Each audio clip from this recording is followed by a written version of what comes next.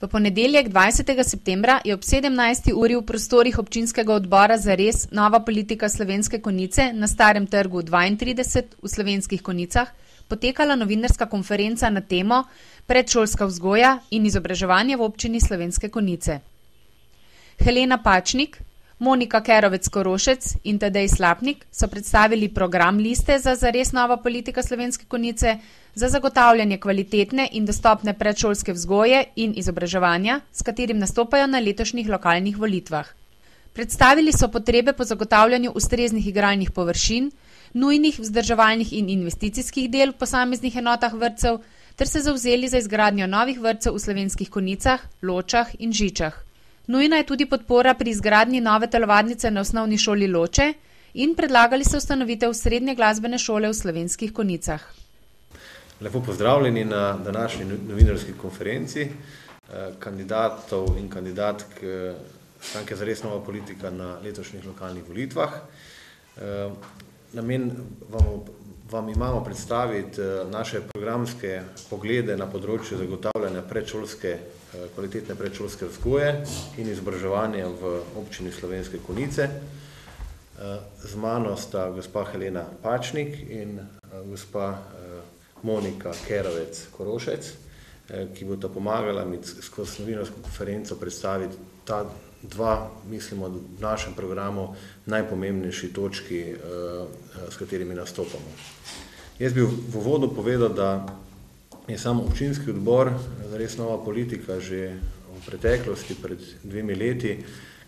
se odzval za eno, mislim, da kvalitetno organizirano javno tribuno, na katero smo povabili tako občino kot tudi vodstvo konjiških vrtcev, za katero smo soočili vso, bom rekel, vedenje o problematiki. Takrat se je uvajala ta novela zakona o vrtcih, ki je na stežaj, bom rekel, odprla dostopnost v večjem obsegu, se pravi, zato sofinanciranjem drugega istočasno vključenega otroka, posledica česar so bile že takrat predvidevane, da se bo bistveno povečal vpis v konjiške vrtce. Zadovoljni smo takrat bili tako z organizacijo tiste okrogle mize, kot tudi z konkretnimi koraki, ki jih je, mislim, da občina tudi delno zaradi tega naredila. Spomnimo se, da je takrat prišlo tudi do odločitve na občinskem svetu po izgradnji novega vrtca v Tepanjah, kot enega izmed, bom rekel, redkih ali pa prvih investicij po dolgih letih na področju gradnje vrtcev. Zaradi tega je tudi samo po sebi umevno, da smo v pripravah na letošnje lokalne volitve to temo, na kateri smo veliko delali, uvrstili praktično najvišje na naš program. Jaz bi povedal, da se v osnovi zavzemamo za to, da bi se v sklopu neke celovite strategije iz področja predšolske vzgoje zajelo celoten pregled stanja vrtcev, ker bi omenil, da smo tudi pri pripravi našega programa se obrnili na vodstvo vrtcev z prošnjo, da pač nam predajo ali pa nas informirajo po strokovni plati z aktualnim stanjem. Mi smo to aktualno stanje kot tako tudi vključili v predloge, ki jih imamo, ampak mislimo, da je to neke vrste osnova za pripravo dolgoročne strategije predšolske vzgoje, v kateri je potrebno opredeliti tako terminski kot finančni, kot, bom rekel, predvsem vsebinski obseg posegov v infrastrukturo konjiških vrtcev v dolgoročnem obdobju, vključno z tudi enimi tistimi najnujnejšimi posegi, o katerih bo danes Monika malo več spregovorila, ki so pa tako nujno potrebni, da bo potrebno v enem delu že v letošnjem letu, v drugem delu pa v letu 2011 pristopiti strani občine tudi, da se bodo sredstva za te najnujnejše posege zagotovila. Verjamemo, da bo ta strategija omogočila tako občini pomagati v svojem proračunu, načrtovati te investicije, da bo omogočila vodstvo vrtca, da se bo zavedlo, da ima tu tisto potrebno zaslombo ustanovitelja, da se bo na podlagi vse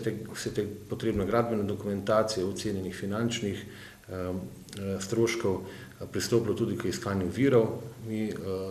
vidimo zagotovo poleg državnega proračuna, občinskega proračuna tukaj sredstva namenjena spodbujanju skladnega regionalnega razvoja, sredstva Evropske unije namenjena učinkovite rabe energije v javnih stavbah,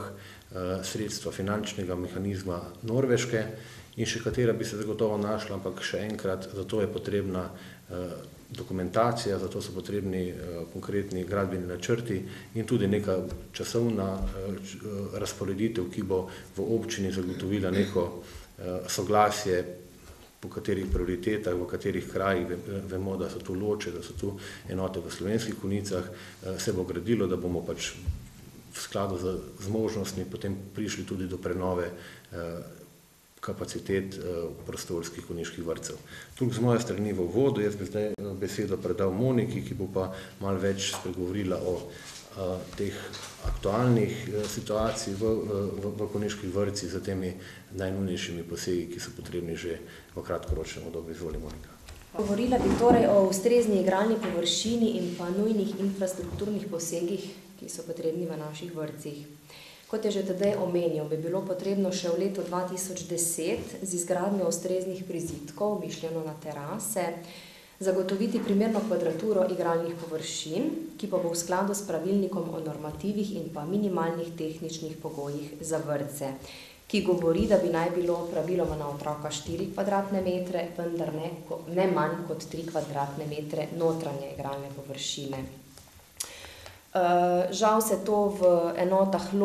v Ločah in pa v Slovenskih Konjicah še ni uresničeno, kjer je trenutna povprečna igralna površina na otroka le 2,5 kvadratna metra. Najnujnejši posegi, ki bi jih bilo potrebno zagotoviti v zelo kratkem času, so ustrezni prostori za zaposlene, v bistvu mišljene pedagoške sobe za pedagoške vzgojiteljske zbore, potem napeljava mestnega plina v kuhinjo, topla tekoča voda v vsak oddelek v vrtcih, potem oprema igrišč s tekočo vodo, tudi zagotoviti prostor za arhiv na upravi vrtca, obnoviti peskovnike v enotah, potem namestiti senzorsko razsvetljavo in pa video nadzor okolice, ker dogaja se, da se v bistvu ta zelo uničuje. Potem prepleskati fasado in leseni opaž, vgraditi sodobna in pa varna igrala, s tem je mišljen tudi redni servis igral na igriščih in pa ustrezne skupne prostore za gibalne in pa skupne dejavnosti za individualno delo z otroki s posebnimi potrebami. Žal so bile enote javnega vrtca Slovenske Konjice grajene med leti 1972 in 1991 in so že te stavbe dotrajane. V